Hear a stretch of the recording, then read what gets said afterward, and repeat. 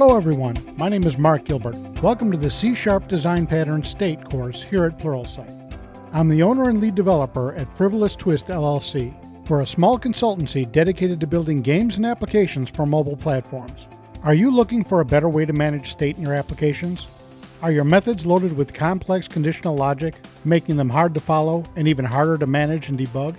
In this course, C# Design Pattern State, you'll learn a tried and true technique for making your code cleaner, easier to maintain, and extremely extensible, the state design pattern. You'll begin with a review of state, learning what it is and the various ways it can be managed in your applications. From there, you'll get a conceptual overview of the state design pattern. You'll learn the principles that make it work, the components that make it up, and the benefits it brings to you as a developer and to all of your development projects. With this foundation laid, you'll get hands-on. You'll build your own implementation of the pattern in Visual Studio and get to see these benefits firsthand.